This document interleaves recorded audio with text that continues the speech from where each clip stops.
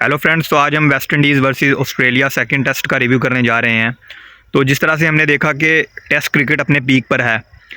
जिस तरह से इंग्लैंड ने जो इंडिया को हराया at home on Indian soil, and then फिर वेस्ट इंडीज़ ने जिस तरह का, मैं समझता हूँ कि मिरेकल आप कह सकते हो, एक तरह से हिस्टोरिक विन जो कायम की एट गाबा आफ्टर 27 ईयर्स। तो टेस्ट क्रिकेट की जो हम समझते हैं कि ये टेस्ट क्रिकेट के लिए बहुत अच्छी चीज़ है। जिस तरह से जो विजिटिंग टीम्स हैं, स्पेशली मैं वेस्ट इंडीज़ को यहाँ पर पॉइंट आउट करना चाहूँगा। जिस तरह से विजिटिंग टीम्स जो हैं वो जाकर कम्पीट कर रही हैं विद माइटी जो होम टीम्स रहती हैं हमेशा से। ऑस्ट्रेलिया और इंडिया को हम कंसिडर करते हैं, क्योंकि इंडिया में भी जो है वो कोई नहीं हरा सकता इंडिया को बासानी। जो लास्ट टेस्ट सीरीज़ जीती है वो इंग्लैंड ने जीती है इन 2012। It's been 12 years. और ऑस्ट्रेलिया को भी हम जानते हैं कि किस तरह से उनका जो है वो दबाव रहता है उनके अपने होम कंडीशंस में। किसी भी टीम को जो है वो अपने आसपास नहीं आने देते। तो इसलिए टेस्ट क्रिकेट बहुत अपने अरूज पर है। तो अगर यहाँ पर बात कर ली जाए वेस्ट इंडीज़ वर्सेस ऑस्ट्रेलिया की, तो फर्स्ट इनिंग में जिस तरह से बैटिंग के साथ एफर्ट पुट की थी वेस्ट इंडीज़ बैटर्स ने। अगर यहाँ पर वेस्ट इंडीज़ की टीम की बात करें तो there was a lot of inexperience players, new faces थे बिल्कुल। और अगर हम एज ए होल बात करें तो क्रिक मैकेंजी बिल्कुल एक्सपीरियंस नहीं था उनके पास, बिल्कुल नए फेस हैं। एलिक एथनेज अभी रिसेंटली उनका इंडिया के अगेंस्ट जो है डेब्यू हुआ था, and he is really a potential player. उनमें बहुत ज़्यादा पोटेंशियल है, चाहे वो इस सीरीज़ में उनकी तरफ से वो जो मतलब आप आउटकम कह सकते हो वो नहीं देखने को मिला, बट उनमें बहुत ज़्यादा पोटेंशियल है and he is really a good player. Then आपके पास जो है होज थे, वो भी बिल्कुल डेब्यू था उनका। दैन आपके पास जस्टिन ग्रीव्स थे, da Silva, he is also a young player. Then आपके पास अगर बॉलिंग में बात कर लें तो शुमार ब्रूक्स का डेब्यू था। अभी लास्ट ईयर उन्होंने प्रोफेशनल क्रिकेट को जो खेलना स्टार्ट किया था। एंड देन आपके पास अल्जारी जोसेफ के तौर पर एक्सपीरियंस था आपके पास ज़रूर, और कीमर रोच थे आपके पास एक्सपीरियंस प्लेयर। और स्पिनर की बात की जाए तो केविन सिनक्लेयर का भी डेब्यू हुआ था। तो बहुत ज़्यादा डेब्यूटेंट्स थे इस सीरीज़ में, और जो पोटेंशियल हमने इन प्लेयर्स में देखा है दैट इज़ अनरियल।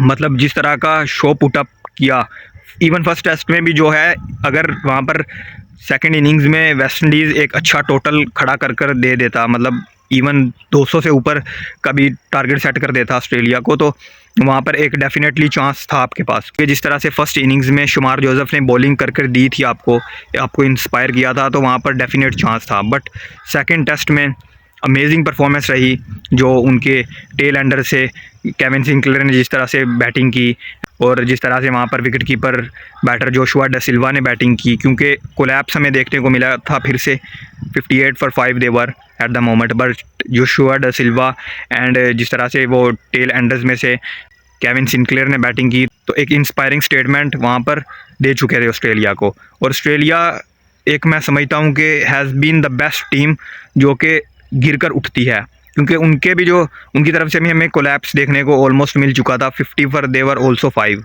और फिर उन्होंने जो कमबैक किया Usman Khawaja and skipper Pat Cummins की तरफ से जो एक इनिंग्स देखने को मिली, तो Australia were absolutely right in the game.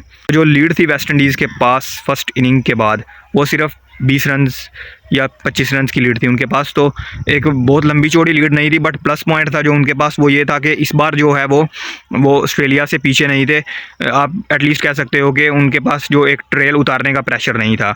और उसमें जो बैटिंग पर डिसअपॉइंटमेंट हमें देखने को मिली बैटिंग में सेकंड इनिंग्स में वेस्ट इंडीज़ की तरफ से, बट बॉलिंग्स में जिस तरह से इंस्पायर किया अगेन शुमार जोसेफ ने, ही कंसेक्यूटिव बोल्ड 12 ओवर्स।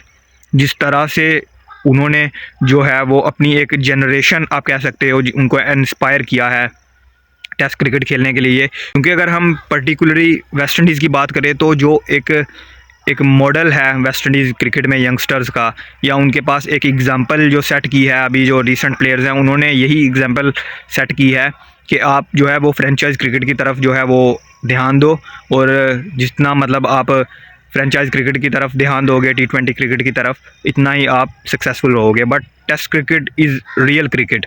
आपको टेस्ट क्रिकेट पर बहुत ज़्यादा ध्यान देना है, and it's important for test cricket that जो आपकी जो एक अंडर परफॉर्मिंग टीम्स हैं इस वक्त, जो एक वीक टीम्स आप कह सकते हो, वो परफॉर्म करें जाकर। जो आप एक माइटी टीम्स हैं, जो तगड़ी टीम्स हैं, उनके खिलाफ जाकर स्टेप अप करें। और यही टेस्ट क्रिकेट की ब्यूटी हमें देखने को मिली अभी जो रिसेंटली जो एक चल रहा है, सीज़न चल रहा है टेस्ट क्रिकेट का। तो शुमार Joseph was absolutely gun. Alzarri Joseph ने पहली इनिंग्स में बहुत अच्छी बॉलिंग की, और Alzarri Joseph is one of the is one of the players from West Indies circuit, जिनकी बहुत ज़्यादा डिमांड है इन फ्रेंचाइज क्रिकेट, बट वो ऑलवेज़ जो है वो वेस्ट इंडीज़ को फर्स्टली जो है वो प्रीफर करते हैं। बाकी प्लेयर्स को हम देख सकते हैं, जिस तरह से जेसन होल्डर, काइल मेयर्स ने पुल आउट किया अपने आप को फ्रेंचाइज क्रिकेट खेलने के लिए, बट जो अल्जारी जोसेफ ने टीम को फर्स्ट रखा, and that is really a good example for the youngsters. और इसलिए ब्रेन लारा ने भी ये बात की थी कि जो वेस्ट इंडीज़ का डाउनफॉल है वो इसी लिए है, क्योंकि जो मॉडल बन चुका है यंगस्टर्स के लिए वो बिल्कुल ठीक नहीं है। और अगर यहाँ पर टेस्ट क्रिकेट को अगर दोबारा से जो है वो पीक पर लाना है वेस्ट इंडीज़ को, तो प्लेयर्स का जो फोकस है वो टोटली जो है वो फर्स्ट कंट्री आना चाहिए आपके पास। West Indies has to be given the first priority, then आपके पास जो है वो फ्रेंचाइज क्रिकेट का नाम आपके जहन में आना चाहिए। तो पोटेंशियल बहुत ज़्यादा है इन प्लेयर्स के पास। अगर हम वहाँ पर एलेक एथनेज की बात कर लें, चाहे या वहाँ पर हम होज की बात कर लें, या फिर जस्टिन ग्रीव्स की बात कर लें, वो भी एक ऑलराउंडर हैं। तो वेस्ट इंडीज़ हम होप करेंगे कि अगर इसी तरह से जो है वो अगर टेस्ट क्रिकेट को प्रायोरिटी देते हैं ये प्लेयर्स, अगर इन प्लेयर्स की हम बात करें, तो वेस्ट इंडीज़ का जो एक फिर से हमें पीक देखने को मिल सकता है इन टेस्ट क्रिकेट एज वेल।